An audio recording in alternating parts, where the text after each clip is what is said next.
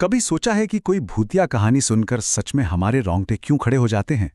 आज हम एक क्लासिक कहानी को सिर्फ सुनेंगे नहीं, बल्कि उसकी एक एक परत को खोलकर देखेंगे, ये समझने के लिए कि आखिर डर पैदा करने की कला होती क्या है।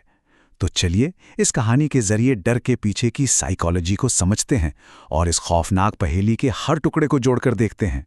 कहानी की शुरुआत होती है मंगल चाचा की इस चेतावनी से। देखिए, ये सिर्फ एक डायलॉग नहीं है, ये कहानी कहने की एक बहुत ही पुरानी टेक्निक है जिसे फोरशैडोइंग कहते हैं।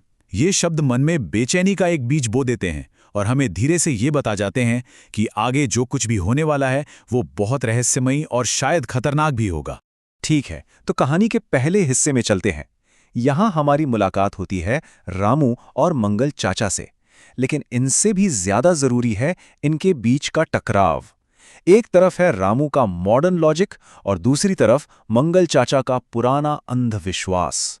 भूतिया कहानियों में ये टकराव बहुत जरूरी होता है क्योंकि ये सुनने वालों को सोचने पे मजबूर करता है कि आखिर यकीन किया तो किस पर जाए। जरा देखिए कि कैसे एक ही तूफान को लेकर दोनों के विचार बिल्कुल अलग हैं। रामू जो हर चीज पर शक करता है, उसके लिए तूफान एक एडवेंचर है। अरे नहा लेंगे, गर्मी में ठंडक मिलेगी, मजा आएगा। लेकिन मंगल चाचा को इसमें एक अपशगुन दिखाई देता है। ये जगह खेल तमाशे की नहीं है। ये सिर्फ इनके कैरेक्टर को नहीं दिखाता, बल्कि इसी नींव पर आगे की पूरी कहानी का टेंशन खड़ा होने वाला है। और फिर घनघोर बारिश और अंधेरे के बीच एक टिमटिमाती हुई रोशनी, एक स्कूल। ये हॉरर का एक क्लासिक एलिमेंट है जिसे कहते हैं फॉल्स शेल्टर, यानी एक झूठा आसरा। ये पहली नजर में तो एक बचाव की तरह लगता है, लेकिन सोचिए, इतने घने जंगल के बीच में एक स्कूल का होना ही अपने आप में अजीब है। ये वो जगह है जो सुरक्षा और ज्ञान का प्रतीक होनी चाहिए, पर असल में यही कहानी के सारे रहस्यों का सेंटर है। अब कहानी के दूसरे हिस्से में आते हैं जहां स्कूल का ये छलावा टूटना शुरू होता है। वो जो शरण मिलने की एक शुरुआती राहत थी ना, वो अब धीरे धीरे एक बढ़ती हुई बेचैनी में बदलने लगती है। बस यहीं से असली खौफ कहानी में धीरे धीरे घुलना शुरू होता है, जहां हकीकत और बुरे सपने के बीच की जो लकीर है वो धुंधली पड़ने लगती है। स्कूल के मास्टर जी इन खतरनाक रूप से अस्पष्ट शब्दों से उनका स्वागत करते हैं, जो यहां आता है खाली हाथ कभी नहीं जाता। अब इसका क्या मतलब निकालें? क्या ये मेहमान नवाजी का वादा है या फिर एक छिपी हुई धमकी? इस तरह के दोहरे मतलब वाले डायलॉग्स हॉरर में एक बहुत ही पावरफुल हथियार होते हैं। ये हमें असहज कर देते हैं क्योंकि हम असली इरादा समझ ही नहीं पाते, जिससे टेंशन और बढ़ जाता है। स्कूल के अंदर का माहौल जानबूझकर एकदम अजीब बनाया गया है। सोचिए, इतनी देर रात को क्लास चल रही है, मास्टर और बच्चों का व्यवहार पल पल बदल रहा है। हर एक छोटी सी डिटेल हमें भटकाने के लिए डिजाइन की गई है। एक तरफ रामू मजाक करके सिचुएशन को नॉर्मल करने की कोशिश कर रहा है, तो दूसरी तरफ मंगल चाचा का बढ़ता शक असल में हमारे अपने शक को आवाज दे रहा है।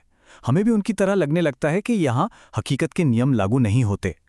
मंगल चाचा की ये चेतावनी असल में इस पूरी कहानी का सार है। ये दुनिया हमेशा वैसी नहीं होती जैसी आंखों को दिखती है।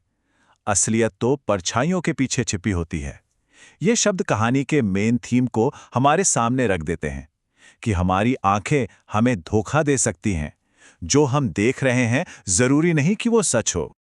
और अब हम कहानी के उस मोड़ पर पहुंचते हैं जहां से वापसी का कोई रास्ता नहीं, यानी क्लाइमैक्स। ये वो पल है जब भ्रम का पर्दा बेरहमी से फट जाता है और एक ऐसा भयानक सच सामने आता है जो सब कुछ बदल देता है, किरदारों के लिए भी और हमारे लिए भी। अब कुछ भी पहले जैसा नहीं रहेगा।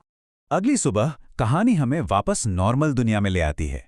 रामू और मंगल एक चाय की दुकान पर हैं, एक बहुत ही आम सी जगह। माहौल में ये बदलाव जानबूझकर किया गया है। यह हमें एक झूठी तसल्ली देता है।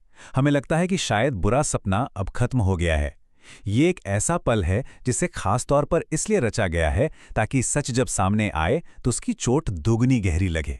और तभी चाय वाला वो शब्द कहता है जो उनकी पूरी हकीकत को एक पल में चकनाचूर कर देते हैं। क्या कह रहे हो?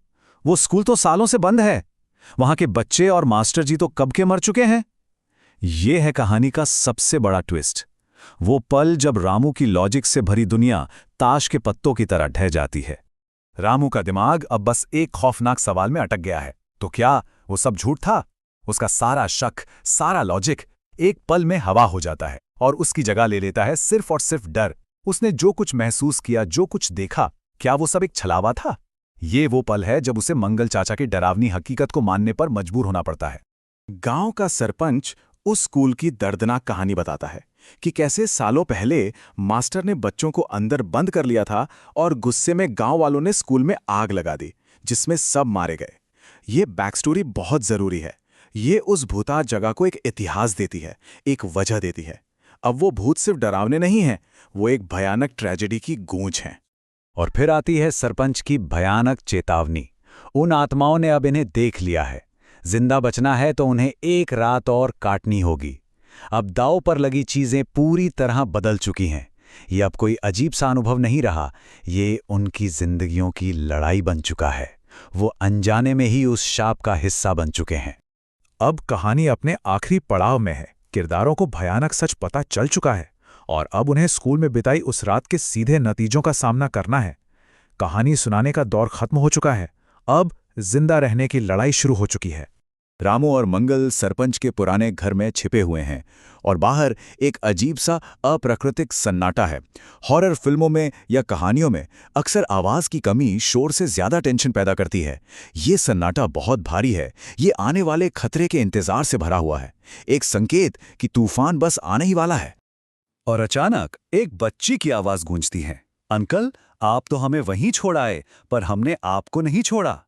इन खौफनाक शब्दों के साथ ही हमला शुरू हो जाता है।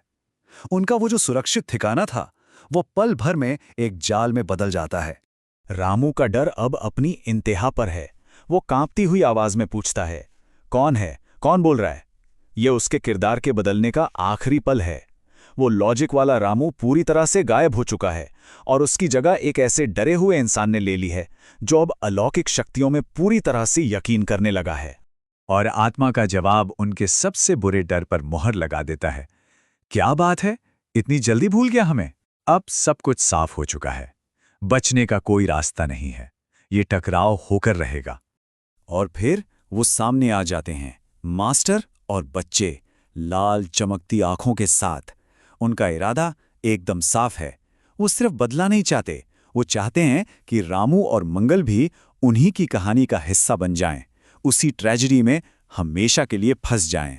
अब हम कहानी के उस दुखद अंत पर पहुंचते हैं जो हमें रामू और मंगल की आखिरी किस्मत बताता है और साथ ही ये भी याद दिलाता है कि कुछ शाप कभी खत्म नहीं होते। अगले दिन गांव में खबर फैल जाती है, रामू और मंगल चाचा बिना कोई सुराग छोड़े गायब हो गए हैं। सरपंच की सुरक्षा भी उन्हें नहीं बचा सकी।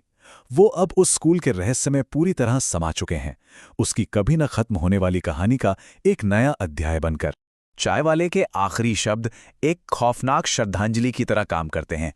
उनको क्या पता था कि जिस स्कूल में पढ़ने जा रहे हैं वहीं उनकी आखिरी मंजिल बन जाएगी। ये शब्द कहानी के चक्र को पूरा करते हैं और हमें एक उदास चेतावनी देते हैं कि कुछ जगहों को अकेला छोड़ देना ही बेहतर होता है।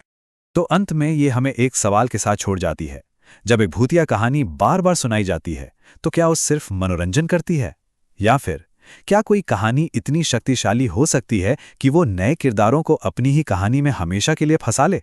शायद कुछ कहानियां सिर्फ सुनाने के लिए नहीं बनी होती, शायद वे दोबारा जिए जाने का इंतजार करती हैं।